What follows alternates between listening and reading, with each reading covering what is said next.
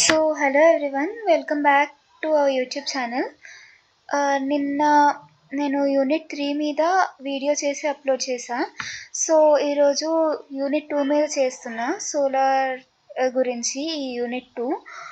అయితే ఈ unit 2 video mainly మనకు యూనిట్ 2 మీద ఒక ఐడియా తెస్తుంది. బట్ మొత్తం పర్ఫెక్షన్ వస్తుంది అని గ్యారంటీ లేదు. ఒకవేళ ఏం తెలీదు అనుకుంటే దీని మీద ఐడియా రావడానికి అండ్ ఒక బేసిక్ నాలెడ్జ్ రావడానికి ఇది మనకు హెల్ప్ అవుతుంది. ఇది RS unit 2 for JNTUH. This is an open elective for CSE, IT and ECE also. ఇది మెకానికల్ సిలబస్ ఫాలో అయ్యే వాళ్ళ కోసం. First solar water heating systems. Solar water heating systems అంటే మనం సోలార్ ఎనర్జీని యూజ్ చేసుకొని వాటర్ని హీట్ చేసుకోవడం. అంటే మనం జనరల్గా గ్యాస్ కానీ ఇంకా ఏదైనా యూజ్ చేస్తాం కదా, దాంట్లో ఎట్లా అంటే అది మనం గ్యాస్ కానీ అవి రెన్యూవబుల్ కాదు కదా అది. అంటే ఒకసారి అయిపోతుంది ఎక్కువ యూజ్ చేస్తే అనేది ఉంటుంది. అదే సోలార్ అంటే మనకి సన్ నుంచి వచ్చే ఎనర్జీ. అది సన్ నుంచి వచ్చే ఎనర్జీ ఎప్పటికీ అయిపోతుంది అని ఉండదు. ఇంకా ఇది మనకి ఫ్రీగా దొరుకుతుంది. ఇది రెన్యూవబుల్ అని మనం చెప్పచ్చు. ఇది డయాగ్రామ్స్. సోలార్ వాటర్ హీటింగ్ సిస్టంలో active and passive 2 types of systems ఉంటాయి. దీని గురించి టాపిక్లోకి వెళ్ళినప్పుడు మనకు తెలుస్తుంది. దీనికోసం కూడా నోట్స్ అవి కలెక్ట్ చేయడం అదంతా ChatGPT అండ్ గూగుల్ అవి రిఫర్ చేసే తీసుకున్నది. I didn't find notes about this from any university or something. నాకు ఇంకా ఎక్కడ దొరకలే నోట్స్, ఇక్కడ నుంచే తీసుకున్నా. Solar water heating system to heat water for domestic, commercial and industrial use అని ఉంది ఫస్ట్ పాయింట్. అండ్ ఇది eco friendly and cost saving. ఇంకా వర్కింగ్ ప్రిన్సిపల్ ఏంటి అంటే ఇక్కడ డయాగ్రామ్లో చూస్తే మనకి ఇక్కడ ఒకటి కలెక్టర్ అని ఉంది, ఫ్లాట్ ప్లేట్ కలెక్టర్. ఇది సన్ నుంచి రేస్ వస్తాయి కదా, దాన్ని అబ్జర్వ్ చేసుకుంటుంది. అబ్జర్వ్ చేసుకొని ఏం చేస్తుందంటే ఇక్కడ ఒక ట్యాంక్ ఉంది కదా మన దగ్గర. ఈ ట్యాంక్లోకి మనం జనరల్గా వాటర్ ఉంటుంది కదా, మామూలు వాటర్, అది లోపలికి అయితే తర్వాత ఇక్కడ ఒక పంప్ ఉంది కదా, ఈ పంప్ యూజ్ చేసి ఒక వర్కింగ్ ఫ్లూయిడ్ అనేది ఉంటుంది. అది మొత్తం సర్క్యులేట్ అవుతుంది. ఈ వర్కింగ్ ఫ్లూయిడ్ సర్క్యులేట్ అయినప్పుడు అట్లనే ఫ్లాట్ ప్లేట్ కలెక్టర్ వరకు వస్తుంది. అది సోలార్ ఎనర్జీ అబ్జర్వ్ చేసి పెట్టుకుంది. ఈ ఫ్లూయిడ్ అనేది హీట్ అవుతుంది. అండ్ హీట్ అయ్యి ఇక్కడ ఒక కాయిల్ ఉంది కదా, హీట్ ఎక్స్చేంజర్ కాయిల్. దీన్ని హీట్ ఎక్స్చేంజర్ కాయిల్ అంటాం. ఆ ఫ్లూయిడ్ నుంచి దాంట్లో ఉన్న హీట్ దీనికి వస్తుంది కదా, అండ్ లోపల యాక్చువల్గా కోల్డ్ వాటర్ ఉన్నాయి, అంటే నార్మల్ వాటర్. ఈ హీట్ ఎక్స్చేంజర్ కాయిల్ నుంచి దీంట్లో ఉన్న హీట్ నుంచి వాటర్ అనేది హీట్ అయ్యి మన డొమెస్టిక్ పర్పస్ ఉంటుంది కదా, అంటే లైక్ కుకింగ్ ఆర్ బాతింగ్ అలాంటి వాటి కోసం దాన్ని మనం డొమెస్టిక్ యూస్కి అవుట్ వస్తుంది. దీంట్లో మెయిన్ థింగ్ ఏంటి అంటే దీంట్లో పంప్ యూస్ చేస్తాం. అండ్ ఇది యాక్టివ్ గురించి నేను చెప్పినది.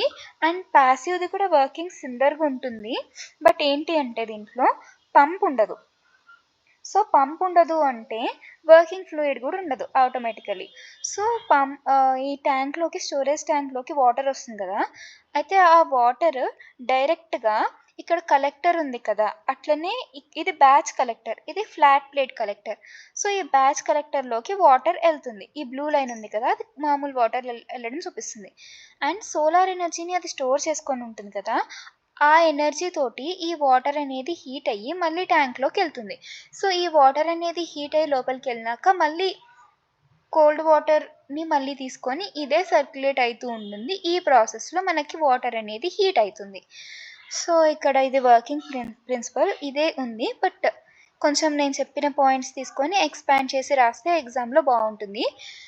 టైప్స్ ఆఫ్ సోలార్ దాంట్లో passive system and active system ఇంతకుముందు డయాగ్రామ్స్లో ఎక్స్ప్లెయిన్ చేసిందే. అండ్ డైరెక్ట్ అండ్ ఇండైరెక్ట్ అని ఒకటి ఉంటుంది. డైరెక్ట్ దాంట్లో ఎట్లా అంటే ఈ కాయిల్, హీట్ ఎక్స్చేంజర్ కాయిల్ అనేది ఉండదు. అండ్ ఇండైరెక్ట్ దాంట్లో హీట్ ఎక్స్చేంజర్ కాయిల్ అనేది ఉంటుంది. డయాగ్రామ్లో చిన్న చేంజ్, అండ్ దాన్ని బట్టి మనం థియరీ రాసేయచ్చు. ఇగోండి ఇక్కడ direct system and indirect system గురించి ఉంది. ఇండైరెక్ట్ సిస్టంలో హీట్ ఎక్స్చేంజర్ ఉంది. అండ్ ఇది డైరెక్ట్లీ త్రూ సోలార్ కలెక్టర్స్. ఇది డైరెక్ట్ సిస్టమ్ అనేది ఎప్పుడు యూస్ఫుల్ అంటే మనకి నాన్ ఫ్రీజింగ్ ఏరియాస్లో. అంటే ఇది ఇండైరెక్ట్ సిస్టమ్ అనేది కోల్డ్ ఆర్ ఫ్రాస్టీ ఏరియాస్కి యూస్ఫుల్గా ఉంటుంది. అంటే కొన్ని ఏరియాస్లో ఎట్లా అంటే వాటర్ నార్మల్గా ఉంటే అది చలికి అది ఫ్రీజ్ అయిపోతుంది, ఐస్ అయిపోతుంది. అలాంటప్పుడు సర్క్యులేట్ కాలేదు కదా పంప్స్ త్రూ. సో ఇది హీట్ ఎక్స్చేంజర్ ఉంటే అది అవాయిడ్ అవుతుంది. ఇంకా దీంట్లో మెయిన్ కాంపోనెంట్స్ ఏంటి? సోలార్ కలెక్టర్, ఇంకా వాటర్‌ని స్టోర్ చేసుకోవడానికి ట్యాంక్, అండ్ ఫ్లో కోసం పైప్స్ అండ్ వాల్స్.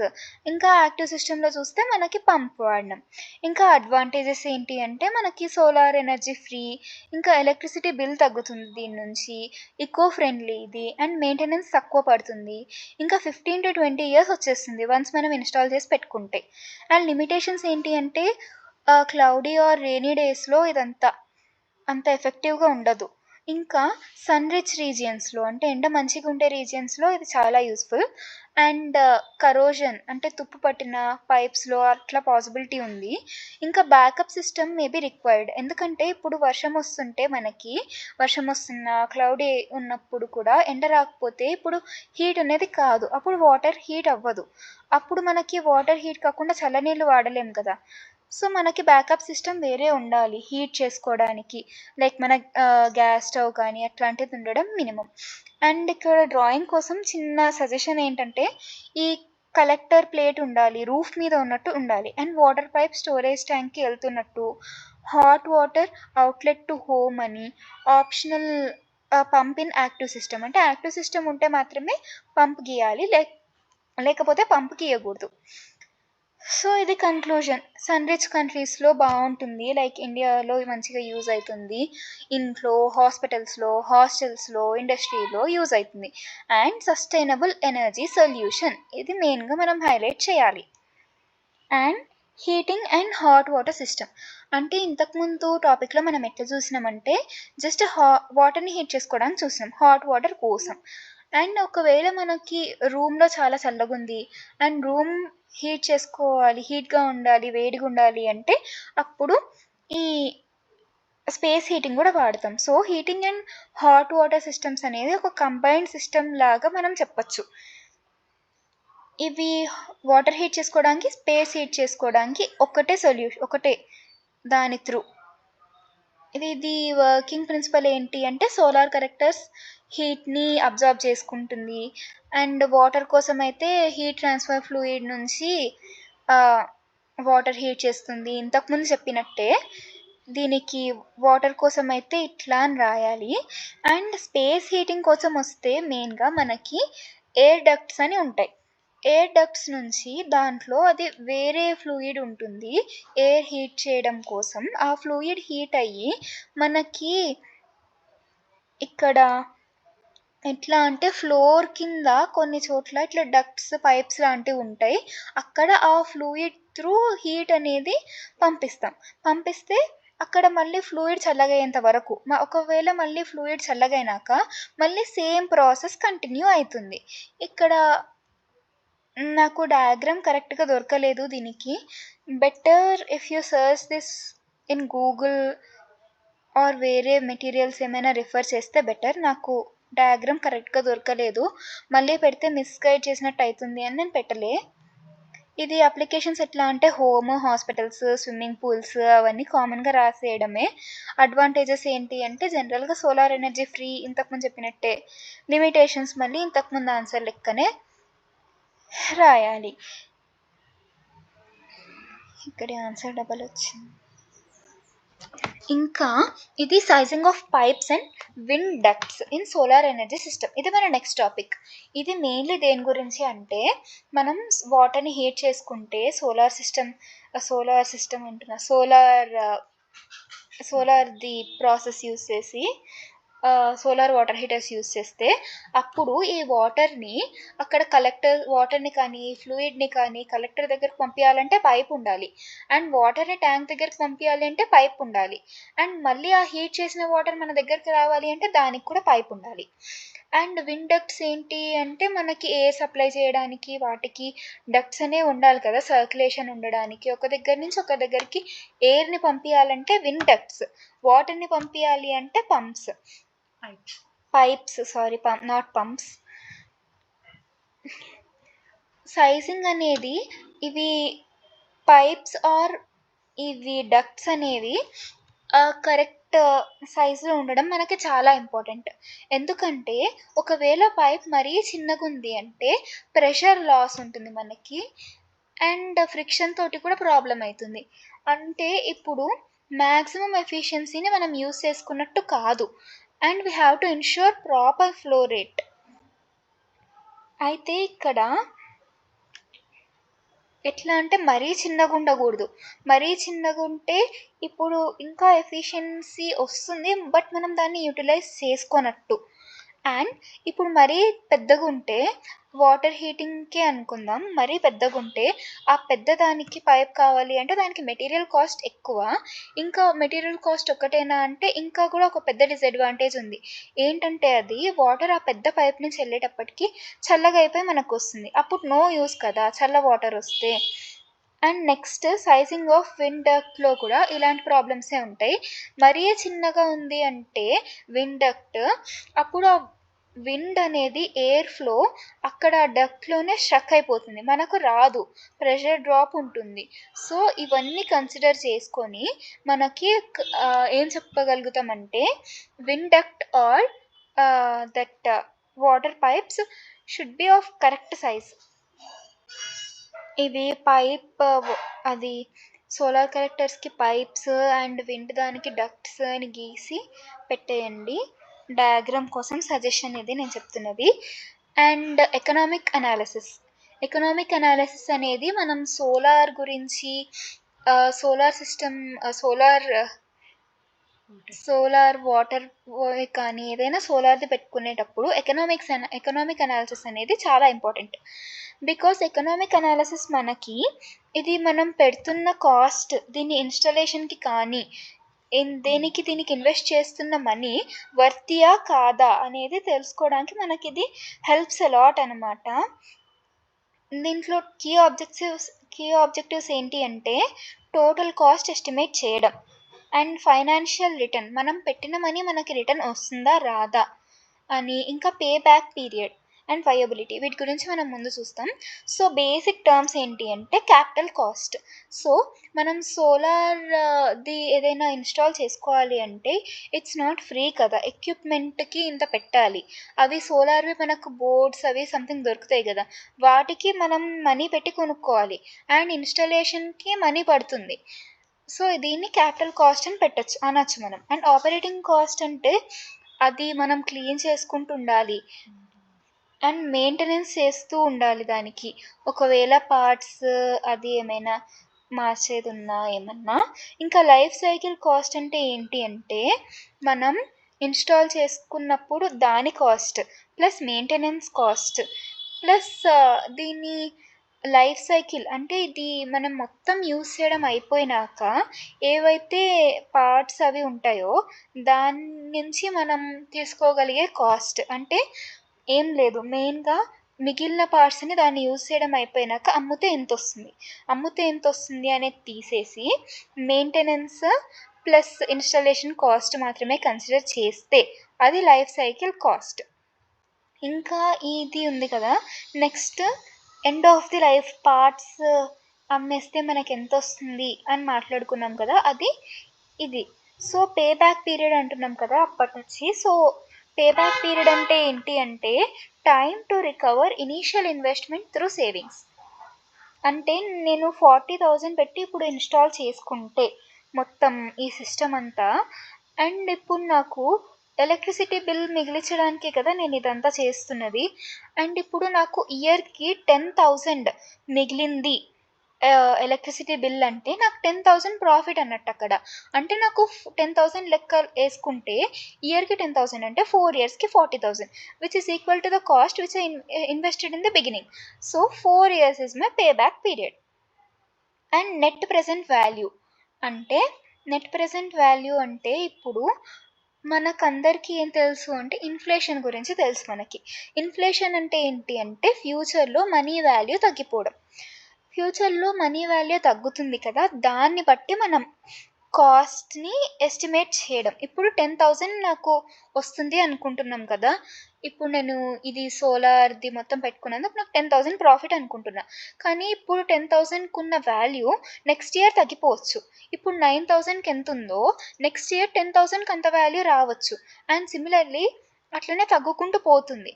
దాన్ని బట్టి క్యాలిక్యులేట్ చేస్తే నెట్ ప్రెజెంట్ వాల్యూ అనేది ఉంటుంది. And IRR internal rate of return అంటే ఇప్పుడు నాకు నెట్ ప్రెజెంట్ వాల్యూ ఉంది కదా! దాంట్లో అది 0 ఎప్పుడైతుంది? మీన్స్ నెగెటివ్‌లో ఉంటే లాస్ కదా మనకి. నెగెటివ్‌లో ఉంటే లాస్, పాజిటివ్‌లో ఉంటే ప్రాఫిట్.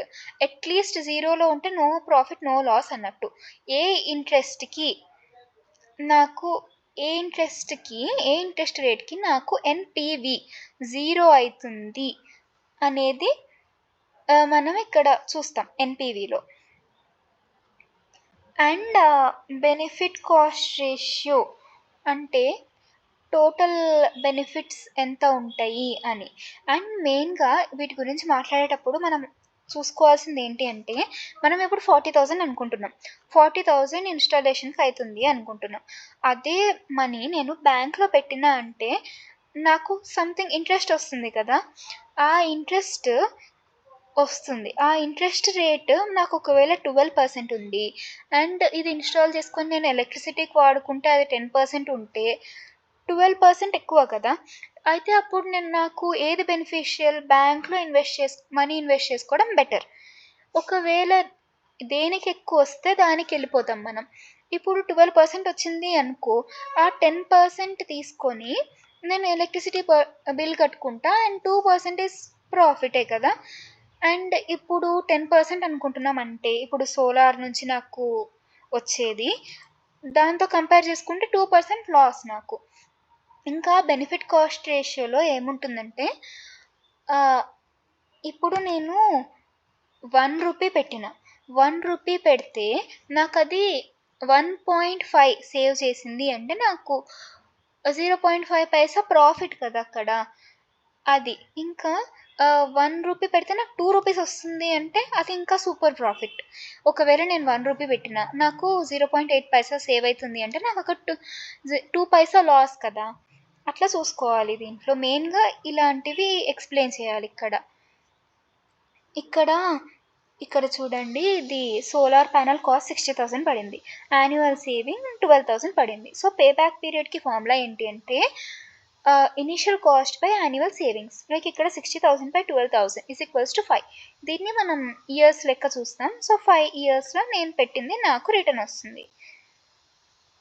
సో ఇది డయాగ్రామ్ గీస్తామంటే ఇది ఆప్షనల్.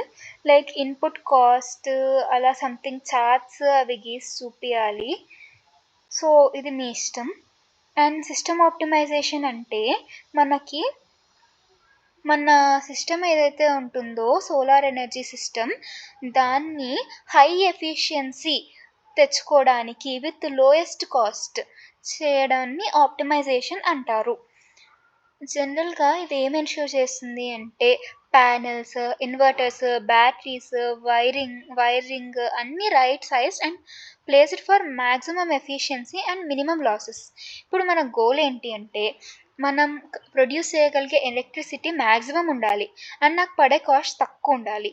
అండ్ ఎఫిషియన్సీ ఎక్కువ ఉండాలి. అండ్ రిలయబిలిటీ అది చాలా లాంగర్ టైం రావాలి. ఎక్కువ టైం రావాలి. నేను దాన్ని నమ్ముకునేట్టు ఉండాలి. అండ్ కీ పారామీటర్స్ ఏం ఆప్టిమైజ్ చేస్తామంటే ఇక్కడ కలెక్టర్ టిల్ట్ యాంగిల్. అంటే నేను ఇప్పుడు నాకు కలెక్టర్ ఉంది నా రూఫ్ మీద. సన్ ఎటు సైడ్ వస్తున్నాడు చూసుకోవాలి. చూసుకొని ఆ సన్ ఎట్లయితే ఇది ఎక్కువ అబ్జర్వ్ చేసుకుంటుంది, నేను అదంతా క్యాలిక్యులేట్ చేసుకొని కరెక్ట్‌గా పెడితే ఇది ఎక్కువ అబ్జర్వ్ చేసుకుంటే, ఎక్కువ ఎలక్ట్రిసిటీ జనరేట్ చేస్తే అది నాకు ప్రాఫిట్.